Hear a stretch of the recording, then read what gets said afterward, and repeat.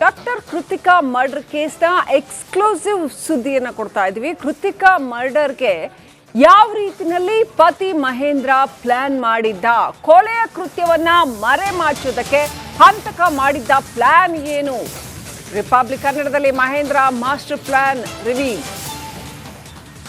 Krithika murder ಬೆಂಗಳೂರಿನ ವೈದ್ಯೆ doctor Krithika, ಆಕೆಯ ಪೋಸ್ಟ್ ಮಾರ್ಟಮ್ ರಿಪೋರ್ಟ್ ಬಂದ ನಂತರದಲ್ಲಿ, FSL ರಿಪೋರ್ಟ್ ಬಂದ ನಂತರದಲ್ಲಿ ಆಕೆಯದ್ದು ಅಸಹಜ ಸಾವಲ್ಲ, ಬದಲಾಗಿ ಅದು ಕೊಲೆ ಅನ್ನುವಂಥದ್ದು ಗೊತ್ತಾಗಿತ್ತು. ಅನಸ್ತೇಶಿಯಾ ಓವರ್ಡೋಸ್ನಿಂದಾಗಿ ಕೊಲೆ ಆಯಿತು ಅಂತ ಹೇಳಲಾಗ್ತಾ ಇದೆ. ಆಕೆಯ ಪತಿಯನ್ನ ವೈದ್ಯರು ಬಂಧಿಸಿದ್ದಾರೆ. ಆದರೆ ಆತ ಯಾವ ರೀತಿಯಲ್ಲಿ ಪ್ಲಾನ್ ಮಾಡಿದ್ದ, ಕೊಲೆಯ ಕೃತ್ಯವನ್ನ ಮರೆಮಾಚೋದಕ್ಕೆ ಯಾವ ರೀತಿಯಲ್ಲಿ ಪ್ಲಾನ್ ಮಾಡಿದ್ದ?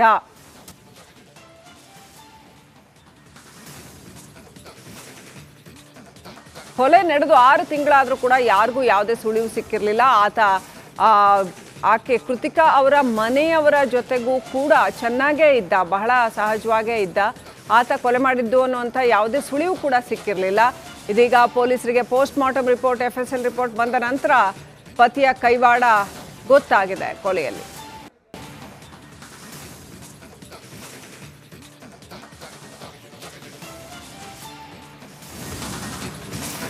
ಸಿನಿಮಾ ಸ್ಟೈಲ್ನಲ್ಲಿ ಕೃತಿಕಾ ಕೊಲೆಗೆ ಪ್ಲಾನ್ ಮಾಡಿದ್ದ ಮಹೇಂದ್ರ ಸಾವಿನ ಬಳಿಕ ಯಾವುದೇ ತರ ತನಿಖೆ ನಡೆದ್ರೂ ಕೂಡ ಸಿಕ್ಕಾಕೊಂಡು ಬೀಳಬಾರ್ದು, ಆ ರೀತಿ ಖತರ್ನಾಕ್ ಪ್ಲಾನ್ ಮಾಡಿದ್ದ. ಅನಸ್ತೇಶಿಯಾದ ಬಗ್ಗೆ ಆತನಿಗೆ ಸಂಪೂರ್ಣ ಮಾಹಿತಿ ಹೇಗೂ ಇತ್ತು. ಸ್ವತಃ ವೈದ್ಯ, ಮನುಷ್ಯನ ದೇಹದಲ್ಲಿ ಅನಸ್ತೇಶಿಯಾದ ಪ್ರಮಾಣ ಕಡಿಮೆ ಆಗ್ತಾ ಇರುತ್ತೆ. ಅನಸ್ತೇಶಿಯಾ ಕೊಟ್ಟ 4 ಗಂಟೆಯಲ್ಲಿ 50% ಕಡಿಮೆಯಾಗತ್ತೆ. 24 ಗಂಟೆ ಕಳೆದ್ರೆ ಅನಸ್ತೇಶಿಯಾ ಸಂಪೂರ್ಣವಾಗಿ ನಾಶವಾಗತ್ತೆ. ಯಾವುದೇ ತರ ಪ್ರೂವ್ ಮಾಡೋಕ್ಕೂ ಬರಬಾರ್ದು, ಅಂದ್ರೆ ಇಮಿಡಿಯೇಟ್ ಆಗಿ ಮೃತದೇಹ ಸಿಕ್ಕಿದ್ರೆ ಅದನ್ನ ಪ್ರೂವ್ ಮಾಡೋಕ್ಕೂ ಬರಬಾರ್ದು. ಆ ರೀತಿನಲ್ಲಿ ಆತ ಪ್ಲಾನ್ ಮಾಡಿದ್ದ.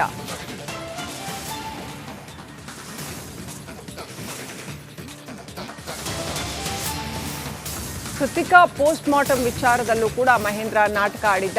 24 ಗಂಟೆ ಬಳಿಕವೇ ಪೋಸ್ಟ್ ಮಾರ್ಟಮ್ ಮಾಡಿ ಅಂತ ಕಿರಿಕ್ ತೆಗೆದಿದ್ದ. 24 ಗಂಟೆವರೆಗೂ ಕೂಡ ಪೋಸ್ಟ್ ಮಾರ್ಟಮ್ ಮಾಡೋಕ್ಕೆ ಬಿಟ್ಟಿರಲಿಲ್ಲ. ಅಂದ್ರೆ ಅನಸ್ತೇಶಿಯಾ ಪ್ರಮಾಣ ಜಾಸ್ತಿ ಇದೆ ಅನ್ನೋದು ಗೊತ್ತಾಗ್ಬಿಡತ್ತೆ ಅಂತ. ಅಷ್ಟೊತ್ತಿಗೆ ಅನಸ್ತೇಶಿಯಾ ಲೆವೆಲ್ ಕಂಪ್ಲೀಟ್ ಡೌನ್ ಆಗಿರುತ್ತೆ ಅಂತ ಗೊತ್ತಿತ್ತು ಆತನಿಗೆ. ಹಾಗಾಗಿ 24 ಗಂಟೆಯ ನಂತರವೇ ಪೋಸ್ಟ್ ಮಾರ್ಟಮ್ ಮಾಡಬೇಕು ಅಂತ ಕಿರಿಕ್ ಮಾಡಿದ್ದ. ತಕ್ಷಣವೇ ಪೋಸ್ಟ್ ಮಾರ್ಟಮ್ ಮಾಡಬೇಕು ಅಂತ ಕೃತಿಕಾ ಪೋಷಕರು ಪಟ್ಟು ಹಿಡಿದ್ರು. ಆದರೆ FSL ವರದಿಗೆ ಕಳಿಸಲಾಯಿತು. FSL ವರದಿಯಲ್ಲಿ ಅನಸ್ತೇಶಿಯಾ ಕೊಟ್ಟು ಕೊಲೆ ಮಾಡಿರೋದು ಬಯಲಾಯಿತು.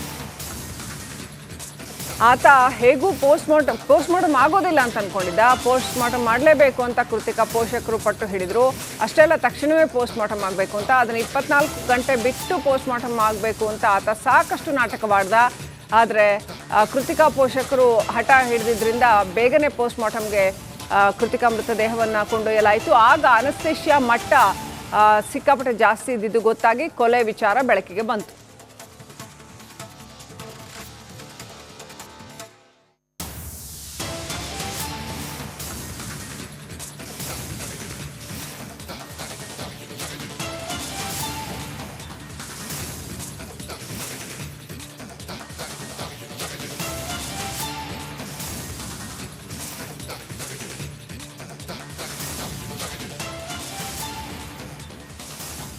ಇನ್ನಷ್ಟು ಅಪ್ಡೇಟ್ ಪಡ್ಕೊಂಡು ಪ್ರತಿನಿಧಿ ಮಾದೇಶ್ ಲೈವ್ ಕನೆಕ್ಟ್ ಆಗಿದ್ದಾರೆ. ಮಾದೇಶ್, ಕೃತಿಕಾ ಕೊಲೆ ಕೇಸ್ನಲ್ಲಿ ಇನ್ನೂ ಸಾಕಷ್ಟು ಹೊಸ ವಿಚಾರಗಳು ಗೊತ್ತಾಗ್ತಾ ಇದೆ ಅಂತ, ಏನೆಲ್ಲ ಅಪ್ಡೇಟ್ ಇದೆ?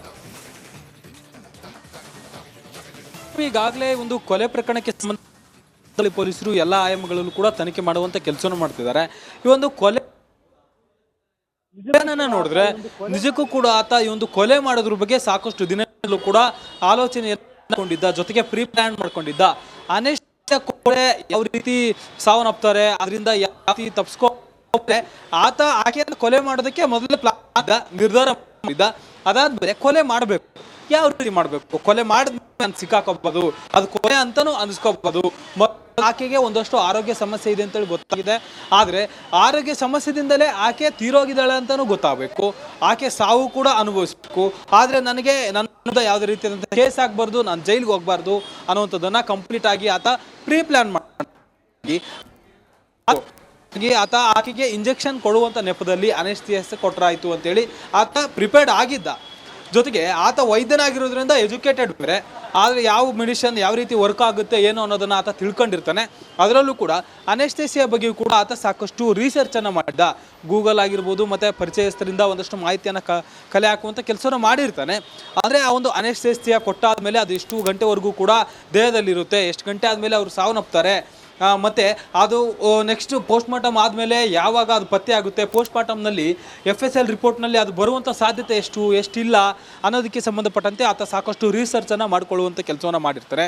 ಜೊತೆಗೆ ಆ ಒಂದು ಸಂದರ್ಭದಲ್ಲಿ ಯಾವಾಗ ಇವರು ಡೌಟ್ ಬಂದು ಪೋಸ್ಟ್ ಮಾರ್ಟಮ್ ಮಾಡೋದಕ್ಕೆ ಪೋಷಕರು ನಿರ್ಧಾರ ಮಾಡ್ತಾರೋ ಆ ಒಂದು ಸಂದರ್ಭದಲ್ಲೂ ಕೂಡ ಈತ ಪೋಸ್ಟ್ ಮಾರ್ಟಮ್ ಮಾಡೋದಕ್ಕೆ ಒಪ್ಪಿರೋದಿಲ್ಲ. ಪ್ರಾಥಮಿಕ ಹಂತವಾಗಿ ಪೋಸ್ಟ್ ಮಾರ್ಟಮ್ ಬೇಡ, ಯಾಕೆ ಮಾಡಬೇಕು, ಅವರೆಲ್ಲ ಕುಯ್ತಾರೆ ಅನ್ನುವಂಥ ರೀಸನನ್ನು ಹೇಳುವಂಥ ಕೆಲಸವನ್ನು ಮಾಡಿರ್ತಾನೆ.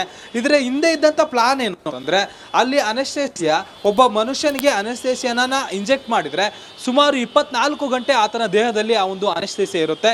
24 ಗಂಟೆ ಆದಮೇಲೆ ಕಂಪ್ಲೀಟ್ ಆಗಿ ಆತ ಒಂದು ಜೀವ ಸಾವನ್ನಪ್ಪಿದ್ರು ಅಥವಾ ಜೀವಂತವಾಗಿದ್ರೂ ಕೂಡ ಅನೆಸ್ಥೇಸಿಯಾ ಒಂದು ದೇಹದಲ್ಲಿ 24 ಗಂಟೆಗೂ ಅಧಿಕ ಇರೋದಿಲ್ಲ, ಎಲ್ಲವೂ ಕೂಡ ಡಿಸ್ಚಾರ್ಜ್. ಹೀಗಾಗಿ ಅದ್ರ ಬಗ್ಗೆ ಕೂಡ ಆತನಿಗೆ ಮಾಹಿತಿ ಇತ್ತು.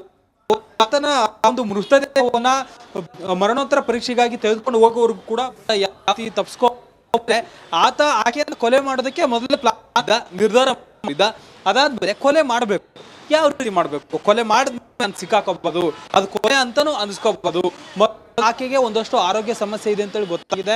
ಆದರೆ ಆರೋಗ್ಯ ಸಮಸ್ಯೆದಿಂದಲೇ ಆಕೆ ತೀರೋಗಿದ್ದಾಳೆ ಅಂತಾನೂ ಗೊತ್ತಾಗಬೇಕು, ಆಕೆ ಸಾವು ಕೂಡ ಅನುಭವಿಸ್ಬೇಕು. ಆದರೆ ನನಗೆ ನನ್ನ ಯಾವುದೇ ರೀತಿಯಾದಂಥ ಕೇಸ್ ಆಗಬಾರ್ದು, ನಾನು ಜೈಲಿಗೆ ಹೋಗ್ಬಾರ್ದು ಅನ್ನುವಂಥದ್ದನ್ನು ಕಂಪ್ಲೀಟ್ ಆಗಿ ಆತ ಪ್ರೀ ಪ್ಲಾನ್ ಮಾಡಿ ಆತ ಆಕೆಗೆ ಇಂಜೆಕ್ಷನ್ ಕೊಡುವಂಥ ನೆಪದಲ್ಲಿ ಅನೆಸ್ಥಿಯಾ ಕೊಟ್ಟರಾಯಿತು ಅಂತೇಳಿ ಆತ ಪ್ರಿಪೇರ್ಡ್ ಆಗಿದ್ದ.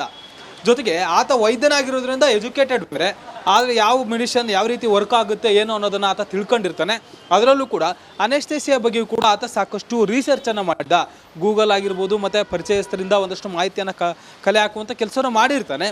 ಆದರೆ ಆ ಒಂದು ಅನೆಸ್ಥೇಸಿಯಾ ಕೊಟ್ಟಾದ್ಮೇಲೆ ಅದು ಎಷ್ಟು ಗಂಟೆವರೆಗೂ ಕೂಡ ದೇಹದಲ್ಲಿರುತ್ತೆ, ಎಷ್ಟು ಗಂಟೆ ಆದಮೇಲೆ ಅವರು ಸಾವನ್ನಪ್ತಾರೆ, ಮತ್ತು ಅದು ನೆಕ್ಸ್ಟ್ ಪೋಸ್ಟ್ ಮಾರ್ಟಮ್ ಆದಮೇಲೆ ಯಾವಾಗ ಅದು ಪತ್ತೆ ಆಗುತ್ತೆ, ಪೋಸ್ಟ್ ಮಾರ್ಟಮ್ನಲ್ಲಿ FSL ರಿಪೋರ್ಟ್ನಲ್ಲಿ ಅದು ಬರುವಂಥ ಸಾಧ್ಯತೆ ಎಷ್ಟಿಲ್ಲ ಅನ್ನೋದಕ್ಕೆ ಸಂಬಂಧಪಟ್ಟಂತೆ ಆತ ಸಾಕಷ್ಟು ರಿಸರ್ಚನ್ನು ಮಾಡಿಕೊಳ್ಳುವಂಥ ಕೆಲಸವನ್ನು ಮಾಡಿರ್ತಾರೆ. ಜೊತೆಗೆ ಆ ಒಂದು ಸಂದರ್ಭದಲ್ಲಿ ಯಾವಾಗ ಇವರು ಡೌಟ್ ಬಂದು ಪೋಸ್ಟ್ ಮಾರ್ಟಮ್ ಮಾಡೋದಕ್ಕೆ ಪೋಷಕರು ನಿರ್ಧಾರ ಮಾಡ್ತಾರೋ ಆ ಒಂದು ಸಂದರ್ಭದಲ್ಲೂ ಕೂಡ ಈತ ಪೋಸ್ಟ್ ಮಾರ್ಟಮ್ ಮಾಡೋದಕ್ಕೆ ಒಪ್ಪಿರೋದಿಲ್ಲ. ಪ್ರಾಥಮಿಕ ಹಂತವಾಗಿ ಪೋಸ್ಟ್ ಮಾರ್ಟಮ್ ಬೇಡ, ಯಾಕೆ ಮಾಡಬೇಕು, ಅವರೆಲ್ಲ ಕುಯ್ತಾರೆ ಅನ್ನುವಂಥ ರೀಸನನ್ನು ಹೇಳುವಂಥ ಕೆಲಸವನ್ನು ಮಾಡಿರ್ತಾನೆ.